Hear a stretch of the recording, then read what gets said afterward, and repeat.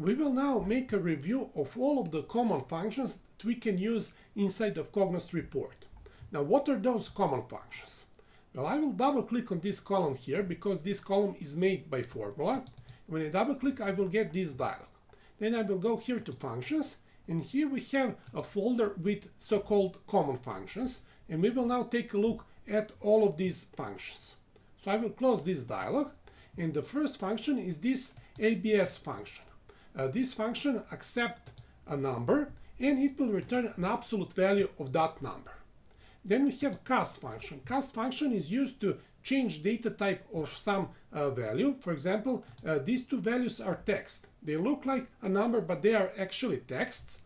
And we can now transform this first value to float data type, and we can also transform this second value to integer data type. And here we will get our results, and these results are real numbers. We can also do this in reverse. For example, if this is a number, we can cast that number to string. So in this column we would get a final result which is a string. Then we have ceil function.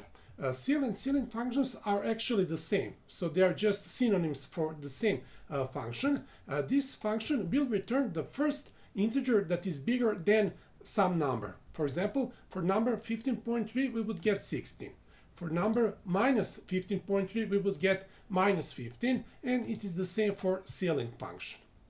Then we have two functions that are also synonyms. So we have a character and char functions, and they will just count how many letters there is in some text. Inside of this text we have 11 letters, so the result will be 11. The next function is coalesce function. This function will return the first argument that is not null. This function can accept a limited number of arguments, and it will skip through all of the arguments that are nulls, and then it will get the first argument that is not null. In this case, we would get this number argument, so this would be that argument, so our final result will be 57. Then we have function current date. This function doesn't have argument, and when we use it, we don't have to type parentheses. And this function will just return current date. This function is similar. It will return current time, and we also have time zone information inside of our current time. Next function is current timestamp. Timestamp will return current date and time, and we would also get time zone information. Then we have exp function. This function will take some number, and then it will calculate how much is that number powered to so-called Euler number, and this will be result if we calculate that for number 2. Now we have also this extract function. It is really useful. This function can extract parts of a date. For example, here we are extracting how many months is inside of this date. It is 6 months. We can also extract years, days, and it is also possible to extract hour, minutes, and seconds if we have time or timestamp data.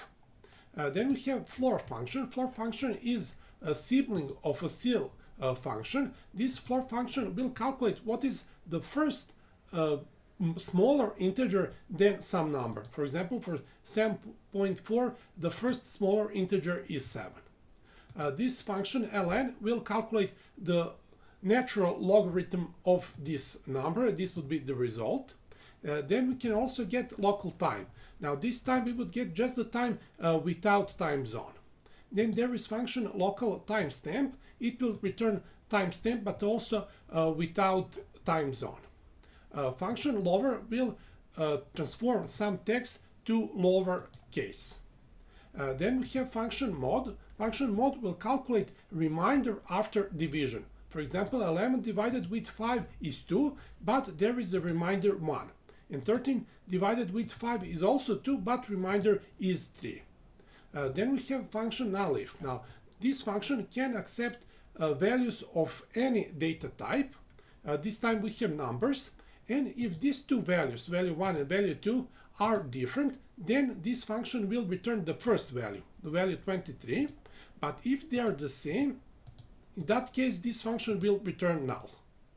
The next function is octet length function. This function will accept some text, and then it will return how many bytes was used to write down that text in our computer.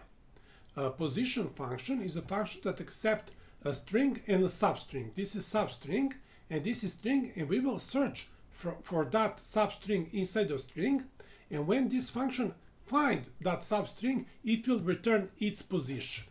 If it is not possible to find substring inside of string, in that case this function will return 0. This is function that will calculate how much is one number powered to second number, so 3 powered by 2 is equal to 9. This is rounding function. It will accept some number. For example, this number has 2 decimal places, and then it will round that number to 1 decimal place because that is second argument, so we would get the same number with 1 decimal place. Next function is square root function. So square root of 9 is 3. Then we have this trim function. This function will accept some text as a second argument, and this function will remove some letters from the start and the end of this text. Now we can provide here a keyword. That keyword can be leading, trailing, or both.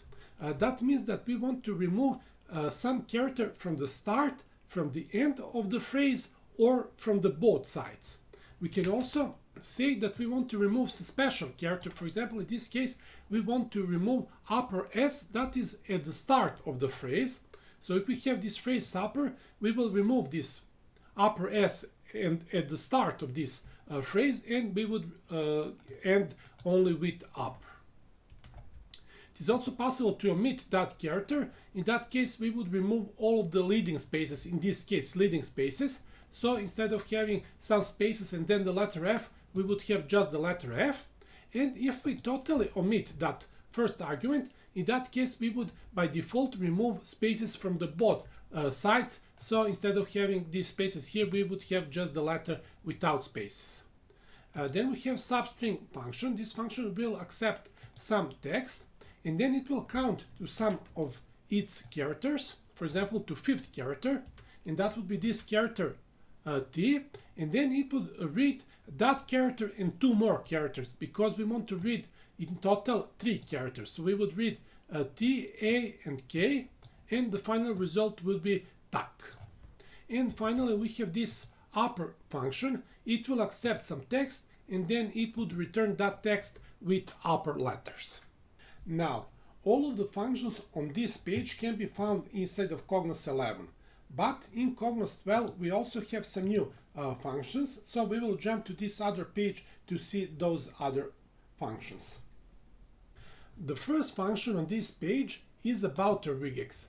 A regex is a way to define some pattern by some code and then to search for that pattern inside of some text.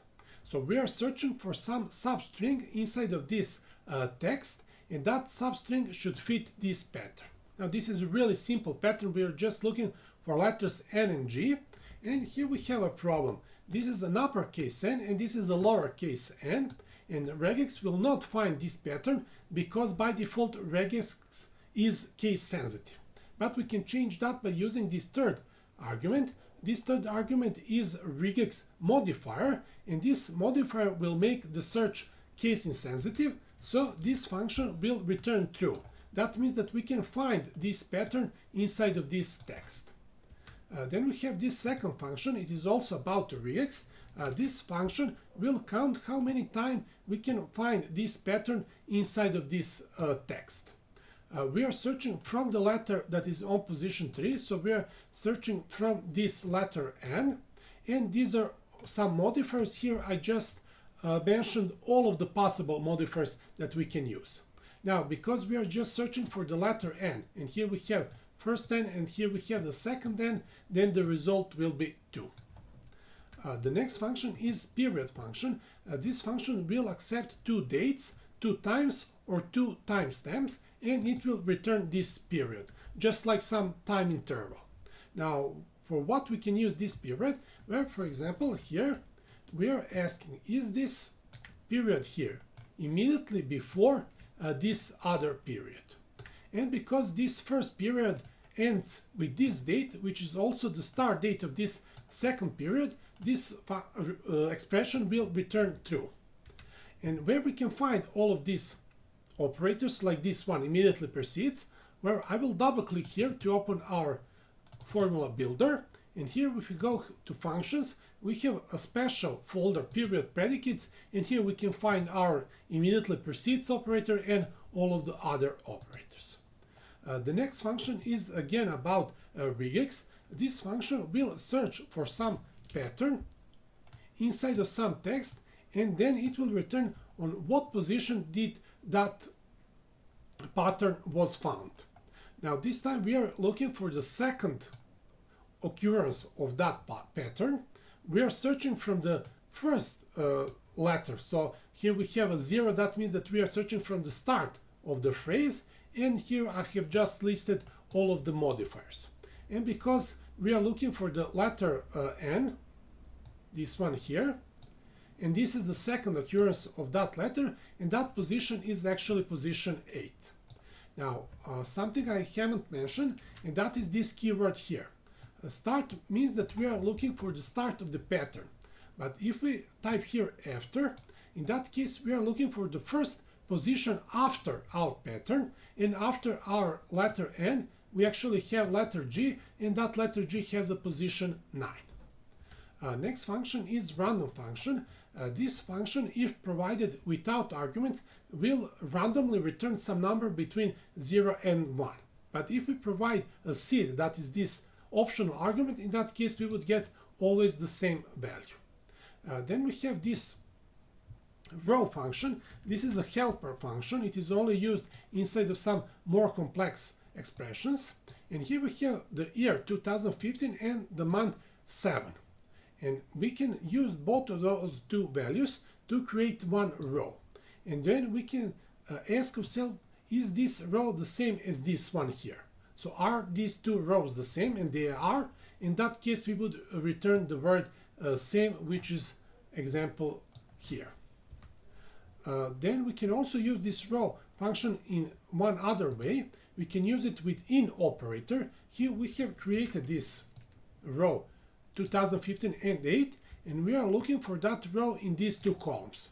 And here there are those two columns, so our result will be true because we have the same year and the same month. And finally we have one more function about regex, that is this substring regex function. This function will search for this pattern inside of this text. 0 means that we are searching from the start of the phrase, and we are looking for the second occurrence of our pattern, and these are all possible modifiers. Now this time our pattern is a little bit more complex.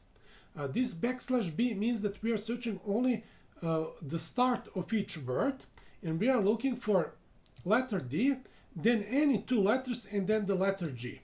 But because we are looking for the second occurrence, this would be our result, the word dong, and this is what we can see here.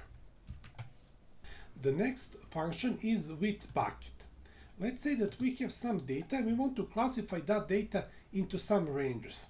But we have a lot of those ranges, and we can define all of those ranges automatically with these three arguments. First argument is a minimum value, second argument is a maximum value, and the third argument is number of ranges.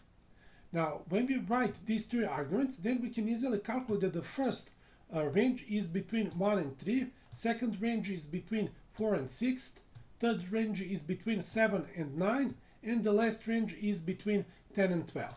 And here we can see how we successfully classified our data into those ranges. And what would happen if I open this formula and if I change this minimum value to, let's say, 5. So now our interval is only between 5 and 13. In this case we would have zeros because some of the elements would not be classified, and also now our ranges are smaller. We only have two values in each range. We have 5 and 6. So that would be the change. And then we also have all of these functions here. Now these are just trigonometry functions, so they're just simple mathematical functions, and we don't have to explain anything more about them.